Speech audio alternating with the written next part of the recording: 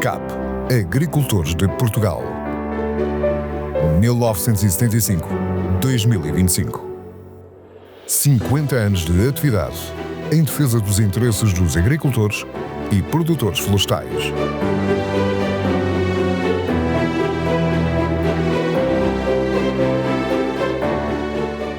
Esta apresentação vai centrar-se num dos elementos da arquitetura verde do PEPAC, os requisitos legais de gestão, definidos no âmbito da condicionalidade, sendo que, face à sua extensão, apenas analisaremos nesta sessão os relativos aos temas água e biodiversidade.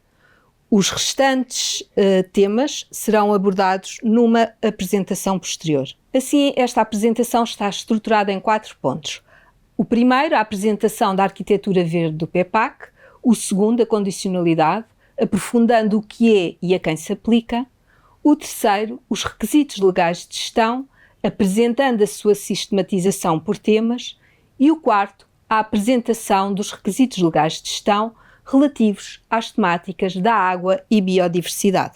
Assim, relativamente à arquitetura verde do PEPAC, sendo o PEPAC o Plano Estratégico da Política Agrícola Comum para Portugal no período 2023-2027, que na prática materializa as medidas de apoio definidas ao abrigo da PAC, a arquitetura verde é o que chamamos ao conjunto de elementos do PEPAC que visa assegurar o desempenho ambiental das explorações agrícolas.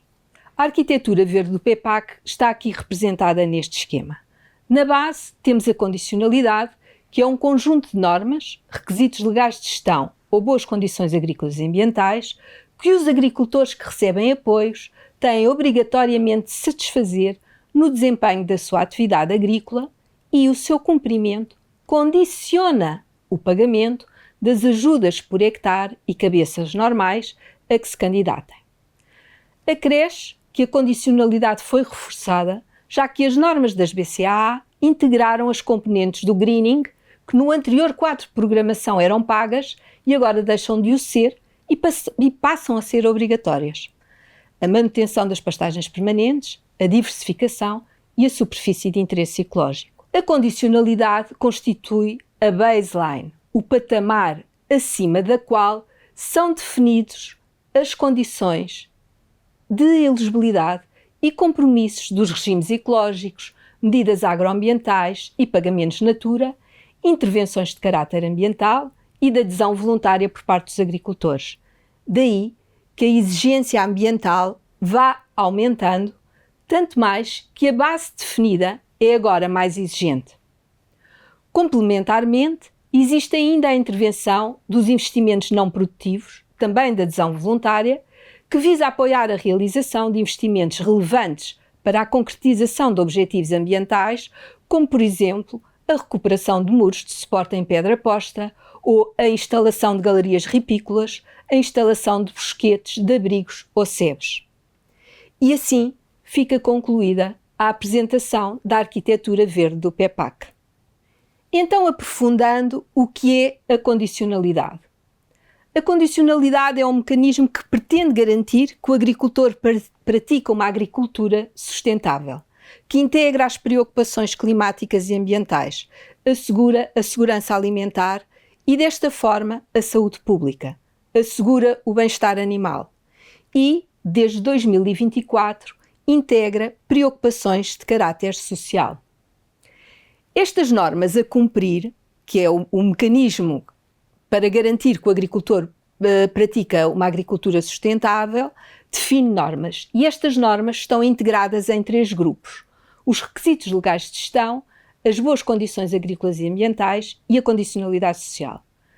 A condicionalidade social tem um enquadramento específico no regulamento comunitário, distinto dos requisitos legais de gestão e das boas condições agrícolas e ambientais. Sendo o seu foco a vertente social e não a ambiental, não fazendo por isso parte da arquitetura verde, não falaremos mais da condicionalidade social. Então, que normas há a cumprir? Temos os requisitos legais de gestão e as boas condições agrícolas e ambientais, isto estando focados na arquitetura verde. Os requisitos legais de gestão são normas que os agricultores já são obrigados a cumprir ao abrigo de regulamentos ou de diretivas comunitárias transpostas para o direito nacional, enquanto as BCAA são normas que vão ao encontro de preocupações que estão definidas em regulamento comunitário, tais como a proteção dos solos, da água e da biodiversidade. Em caso de incumprimento destas normas, requisitos legais de gestão ou BCAA, que sejam da responsabilidade do agricultor, o montante total dos pagamentos do ano em causa é reduzido ou mesmo totalmente suprimido. Aqui, antes de passarmos a ver quais são os pagamentos que sofrem estas reduções, há que chamar a atenção para o facto de, quando quer os requisitos legais de gestão, quer algumas BCAAs, são definidas à luz da legislação nacional, tal significa que, em caso de incumprimento, o agricultor poderá ter uma coima ao abrigo da legislação nacional, para além da penalização que tem na condicionalidade, ou seja, da redução ou supressão dos pagamentos. Portanto, há uma duplicação de penalizações. E a quem se aplica a condicionalidade? Quais são os pagamentos que sofrem redução em caso de incumprimento dos requisitos legais de gestão ou das BCA? O apoio ao rendimento base, o pagamento aos pequenos agricultores, o apoio redistributivo complementar ao rendimento, os apoios associados, os regimes ecológicos, as medidas agroambientais, as MAZDs e os pagamentos da Rede Natura. Muito importante o facto de ficarem isentas de controle da condicionalidade as explorações com superfície agrícola até 10 hectares. Todavia, isto não significa que não tenham de cumprir tudo aquilo que está disposto na legislação nacional que seja utilizado para a condicionalidade, embora não estejam isentos de controle da condicionalidade. Vamos então ver quais são os requisitos legais de gestão definidos para cada tema, como estão sistematizados. E os requisitos legais de gestão são 11 e distribuem-se por estes 5 temas: água, biodiversidade, segurança alimentar, produtos fitofarmacêuticos e bem-estar animal. Nesta sessão, os temas que vamos analisar são a água e a biodiversidade, pelo que o que vamos ver são as normas, os indicadores que estão definidos ao abrigo da Diretiva Quadros da Água, Diretiva Nitratos, Diretiva Aves e Diretiva Habitats. Diretivas estas que foram transpostas para a legislação nacional e é à luz dessa transposição que os indicadores são definidos. Então, em termos de água e biodiversidade, o primeiro requisito legal de gestão é a Diretiva Quadros da Água, que foi transposta para a legislação nacional pela Lei nº 58/2005. O primeiro indicador respeita ao controle das captações de água utilizadas para irrigação, ou seja, tem que existir um título de utilização do recurso hídrico ou comprovativo da comunicação de utilização do recurso hídrico. Isto significa que se tem captações de água subterrâneas ou superficiais que utiliza para rega, deve tratar da sua regularização. Tal não significa, todavia, que todas as outras utilizações de recursos hídricos, captações para outras finalidades, como a rejeição de águas residuais ou infraestruturas hidráulicas, não tenham de estar licenciadas. O que isto significa é que só o licenciamento da utilização da água para rega é penalizável na condicionalidade, mas todas as utilizações de água têm de estar regularizadas. Por fim, uma chamada de atenção: caso não efetue captação de água, mas utilize para rega água de origem externa à sua exploração, deve precaver-se e ter algum comprovativo de tal facto perante um eventual controle.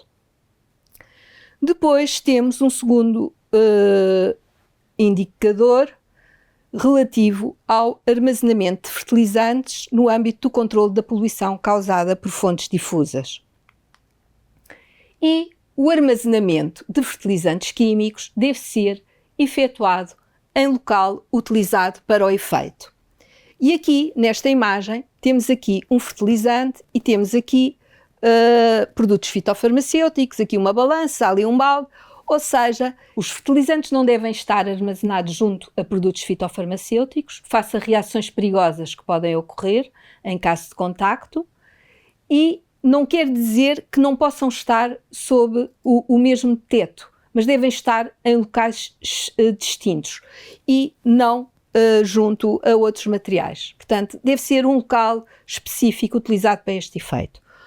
Deve ser efetuado em espaço que garanta a manutenção das embalagens de fertilizantes em bom estado de conservação, um local impermeabilizado, coberto, seco, ventilado e sem exposição direta ao sol, e a mais de 10 metros de cursos de água, valas, condutas de drenagem, poços, furos, minas, fontes e nascentes, sendo que não estão abrangidos pelo disposto na norma os depósitos de fertirrega que tenham um sistema de proteção contra fugas. Ou seja, se o depósito de fertirrega se encontrar a menos de 10 metros de cursos de água, valas, condutas de drenagem, poços, furos, minas, fontes e nascentes, e tiver um sistema de proteção contra fugas, está em conformidade com a norma. Isso é o que não sucede nesta imagem, e este aqui temos um depósito de fertirrega com sistema de proteção contra fugas. Depois temos um outro indicador relativo à descarga de substâncias perigosas nas águas subterrâneas. São cumpridas as normas relativamente à descarga direta de substâncias perigosas nas águas subterrâneas, nomeadamente de produtos fitofarmacêuticos de biocidas. Ou seja, é proibido descarregar substâncias perigosas diretamente nas águas subterrâneas. Relativamente às zonas de proteção das captações de águas subterrâneas para abastecimento público, há aqui dois indicadores, um em que é referido que são cumpridas as restrições definidas na legislação em vigor relativamente às zonas de proteção imediata e zonas de proteção intermédia das captações de águas subterrâneas para abastecimento público, e um segundo que dispõe a mesma coisa, mas para as zonas de proteção alargada. A proteção das captações de águas subterrâneas para abastecimento público é particularmente importante face ao uso que lhe está associado, que é o consumo humano.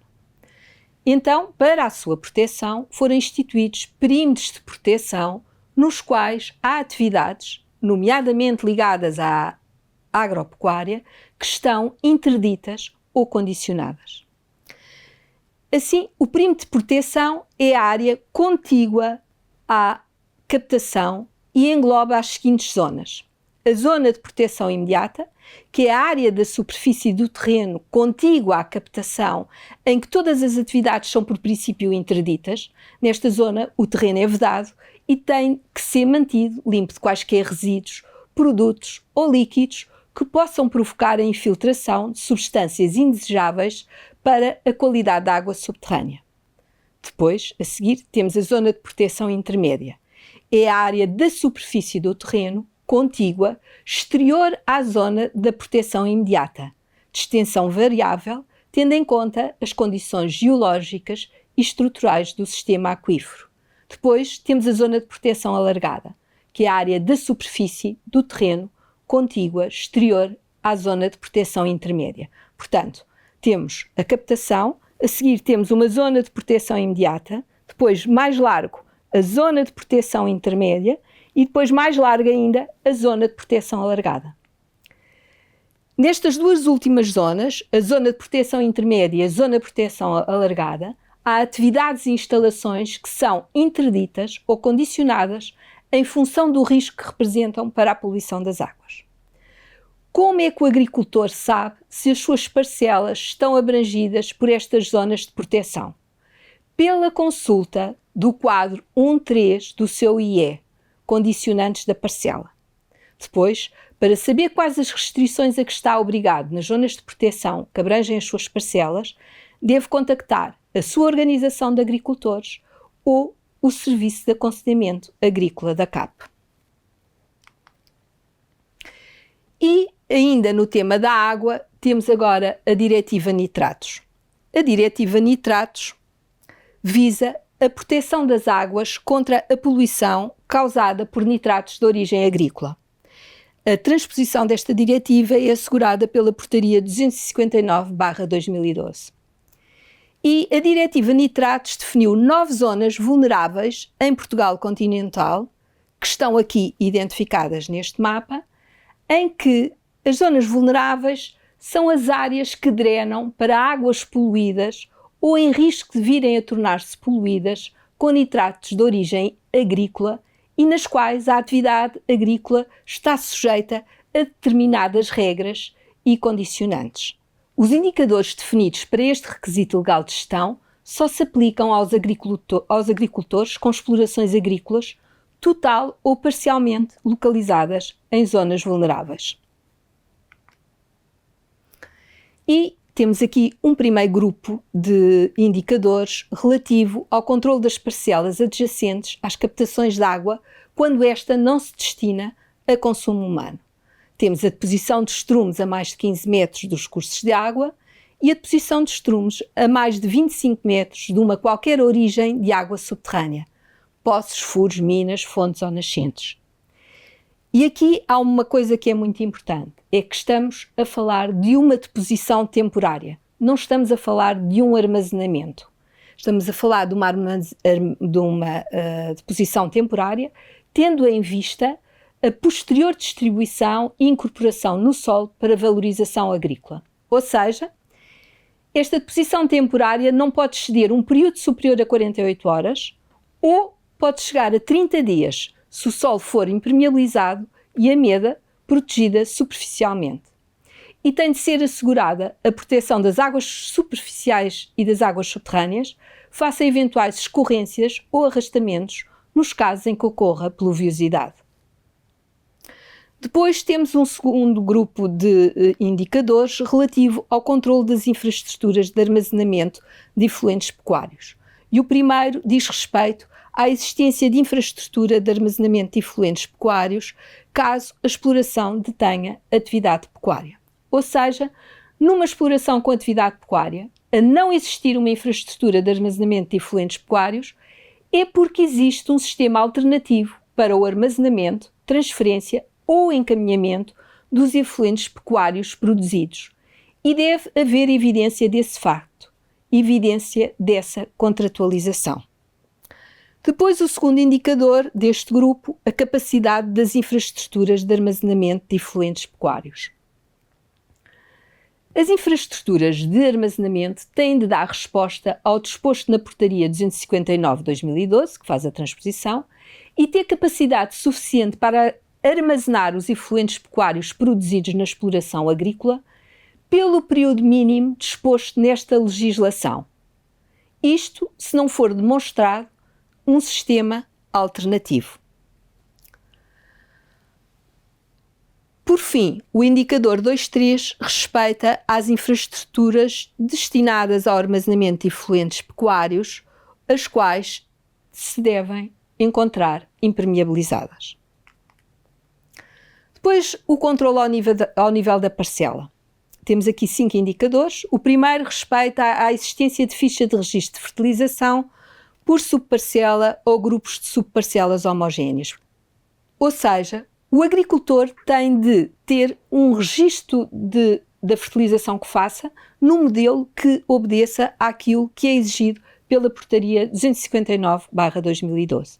O agricultor tem de ter boletins de análises de terra, água de rega e foliares nas culturas arbóreas e arbustivas e nos parâmetros e com a periodicidade exigidos pela Portaria.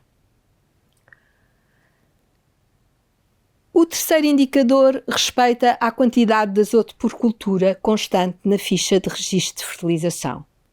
Nas zonas vulneráveis existem limites às quantidades de azoto a aplicar por hectare, em função da cultura e produtividade dessa cultura, e o cálculo do azoto a aplicar deve ter em consideração o azoto disponibilizado pela água de rega, pelo solo e pela cultura precedente.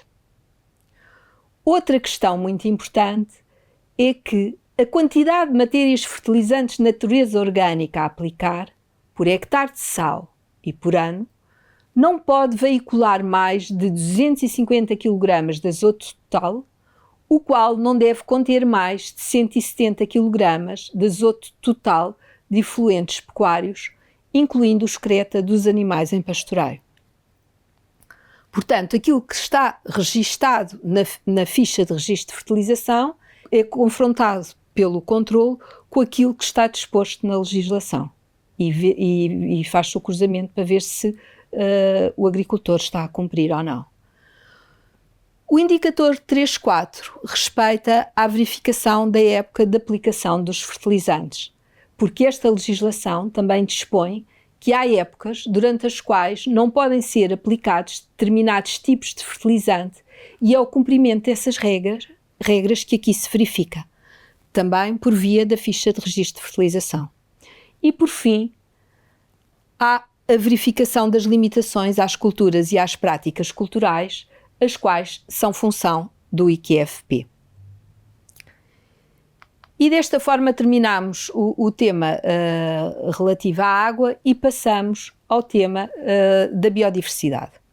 Temos os requisitos legais de gestão 3 e 4, Rede Natura 2000. Portanto, a Rede Natura 2000 resulta da transposição das diretivas Aves e Habitats, requisitos legais de gestão 3 e 4, e é uma rede ecológica europeia de zonas a preservar pela sua importância para a conservação de espécies e habitats de interesse comunitário e que, como tal, ficam sujeitas a obrigações especiais. Do conjunto das áreas identificadas ao abrigo da Diretiva Aves, as zonas de proteção especial, e ao abrigo da Diretiva Habitats, as zonas especiais de conservação, resulta a Rede Natura 2000, que está aqui assinalada neste mapa. Uma coisa importante é que os indicadores definidos para a Rede Natura 2000 só se aplicam às áreas que são coincidentes com as zonas de proteção especial, que estão aqui indicadas a azul, ou com zonas especiais de conservação, que estão aqui indicadas a amarelo. Esta coincidência está identificada no quadro 1.3 condicionantes da parcela do seu IE. Importante é também o facto da transposição destas diretivas ser assegurada pelo Decreto-Lei nº 140/99 na sua atual redação.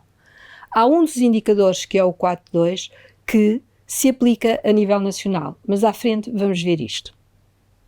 Sucede que Portugal, anteriormente a 1999, que é a data da transposição destas diretivas, já dispunha de uma rede nacional de áreas protegidas, cuja constituição se iniciou em 1970.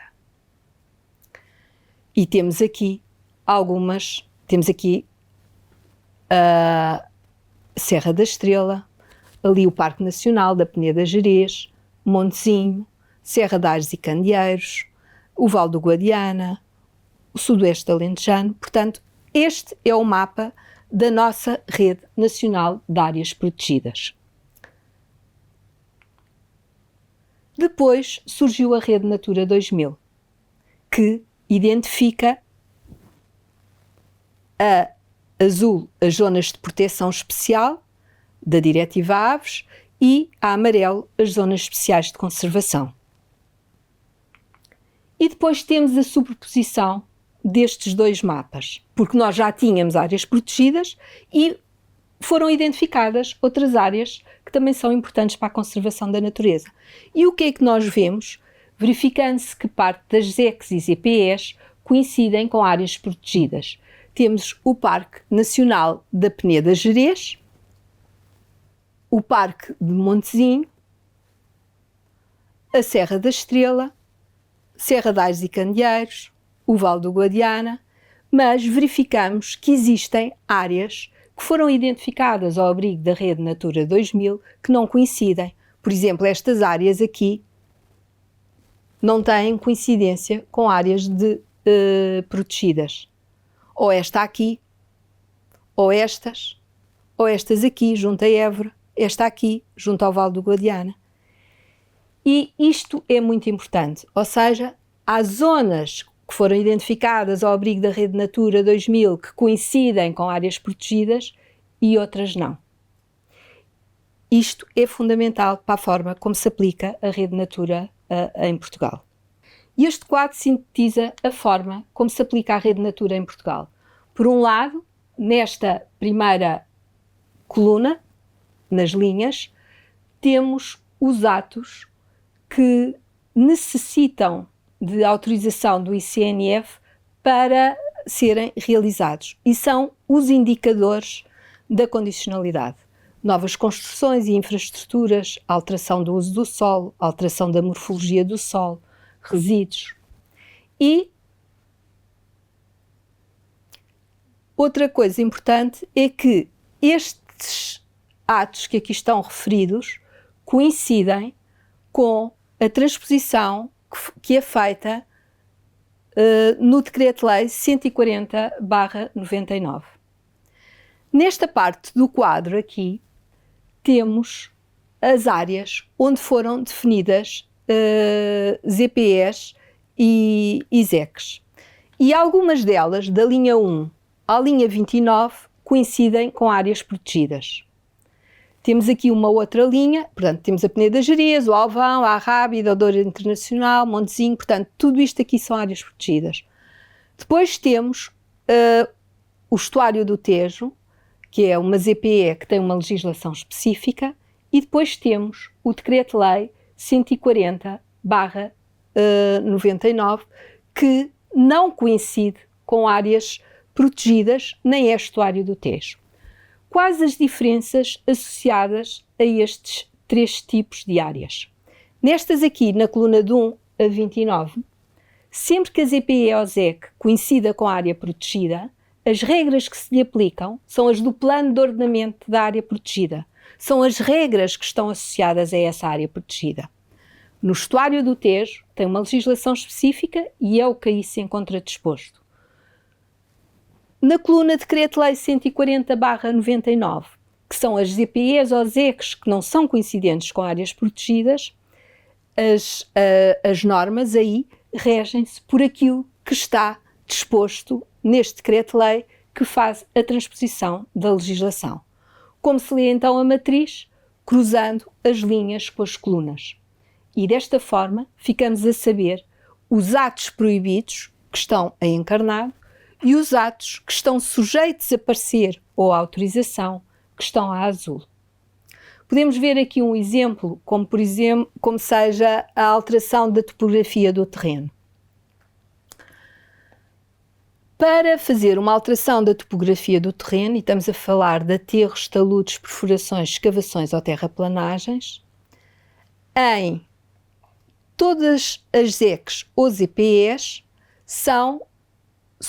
é necessário um parecer ou uma autorização do ICNF, que são estes quadradinhos a azul, sendo proibido na Ria Formosa, nas dunas de São Jacinto e nas lagoas de Santo André e Sancho. E no Tejo Internacional, onde a proibição não existe, nem a necessidade de parecer do ICNF é necessária. Seja a ZPE do Estuário do Tejo. Da leitura da coluna Estuário do Tejo, Decreto-Lei 280/94, constata-se que, para realizar uma alteração da topografia, é necessário um parecer favorável do ICNF. Seja uma ZPE ou ZEC não coincidente com uma área protegida. Em todas as ZECs, ZPEs restantes, ou seja, não coincidentes com áreas protegidas ou Estuário do Tejo, é necessário um parecer do ICNF no que respeita ao ato de alteração da topografia, regendo-se pela coluna do Decreto-Lei 140/99.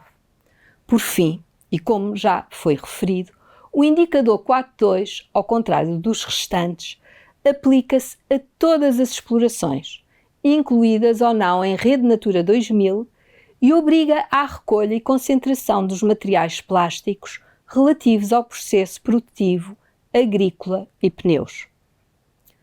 No fundo, traduz a aplicação da Diretiva Aves a todo o território nacional, visando a proteção de todas as aves selvagens. E aqui temos Um exemplo daquilo que não deve suceder: a deposição de sucatas, ferro velho, inertes e entulho. E aqui temos o indicador 4.2, que é específico para os plásticos e pneus resultantes do processo produtivo agrícola, que é aplicável a todas as explorações agrícolas que se situem dentro ou fora da rede Natura 2000. Portanto, aplicação a nível nacional. E também estas situações não podem ocorrer. Portanto, deve proceder à recolha e concentração destes materiais, sem nunca os queimar, enterrar ou abandonar no solo, nos caminhos ou em linhas de água. Caso seja alvo de ações clandestinas de depósitos destes materiais na sua exploração, e aqui não estamos a falar apenas de plásticos e pneus resultantes do processo produtivo agrícola, também ferro velho, entulho e outros materiais que sejam despejados no terreno, deve reclamar por escrito junto da sua autarquia ou junto das Brigadas Verdes da GNR. Em caso de controle, e se o problema permanecer por resolver, deverá conseguir fazer prova da reclamação efetuada. E assim terminamos a apresentação dos requisitos legais de gestão relativos à água e à biodiversidade, ficando os restantes temas para uma apresentação posterior. Muito obrigada.